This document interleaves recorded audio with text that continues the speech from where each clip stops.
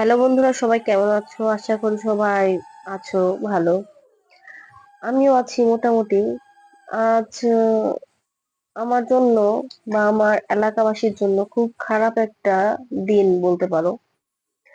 এই যে দেখতে পাচ্ছো, আমাদের একটা রাধা গোবিন্দের মন্দির।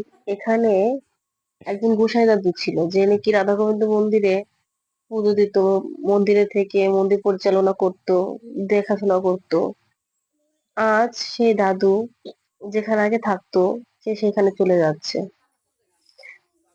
এখানে জানি না আবার কবে আসবে কি আসবে না। সবার মনটা অনেকটাই খারাপ। সে ব্যাগপত্র গুছিয়ে গাড়িতে উঠে ফেলেছে। সবার মন অনেক খারাপ। এখানে সবাই এসেছে, এলাকার প্রায় মানুষ এসেছে। সবাই দাদুকে বিদায় দেওয়ার জন্য এসেছে। এখানে দাদুকে গাড়িতে উঠিয়ে দিচ্ছে এক দিদা। খুব খারাপ লাগছে, অনেকটাই কষ্ট হচ্ছে দাদুকে বিদায় দিতে। তারপরও কি করব, দিতেই হবে। কারণ তার যেখানে আগে থাকতো সেখানে সে চলে যাবে, এখানে থাকবে না। চলে গেল দাদু। জানি না কবে আসবে না না আসবে। ভালো থাকুক, ভগবান তাকে ভালো রাখুক, গোবিন্দ তাকে ভালো রাখুক, সেটাই চাই। আর এখন দেখতে পাচ্ছেন মন্দিরটা একদম ফাঁকা ফাঁকা হয়ে গেছে। কি হবে জানি না।